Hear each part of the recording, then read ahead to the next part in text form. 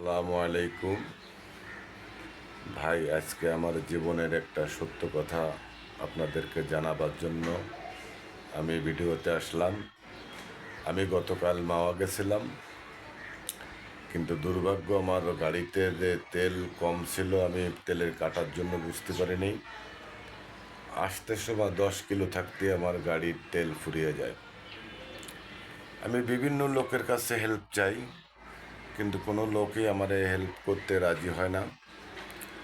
এক পর্যায়ে আমি গাড়ি ধাক্কাইতে ধাক্কাইতেই 10 কিলো রাস্তা আসি। 10 কিলো রাস্তা আসার পরে অনেক ক্লান্ত। আপনারা তো বুঝেন, একটা পালসার গাড়ি ধাক্কায় আনা কি কষ্ট।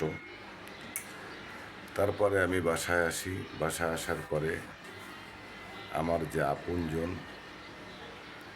তার কাছে যাইয়ে আমি কষ্টে মনে করেন উগতে পড়ে থাকি, কিন্তু আমাকে আসলে দেখার কোনো মানুষ থাকে না। এক পর্যায়ে মনে করেন আমি ওখানে পড়েই থাকি। যে হোক, তারপরে কিছুক্ষণ পরে উঠে গোসল করে অল্প দুগ্গ ভাত খাইলাম, খাইয়ে আবারও বিছনায় পড়লাম। কিন্তু তবুও ওই মানুষটা আমাকে দেখলো না আমার কি হয়েছে।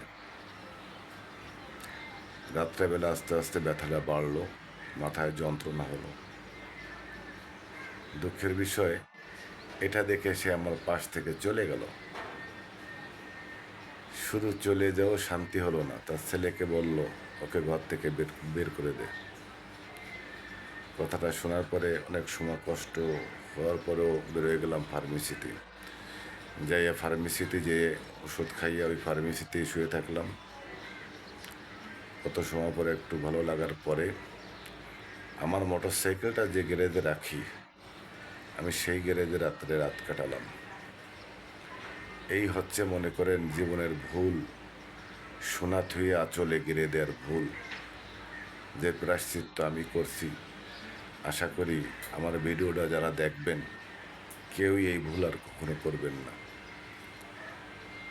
এই ভুল আর কখনো কেউ করবেন না। আমার মতো কেউ এরকম হবেন না।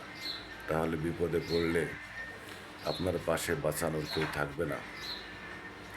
হয়তো দেখা যাচ্ছে আপনি ওখানে পড়ে মরে থাকবেন, সকালবেলা মানুষ আপনার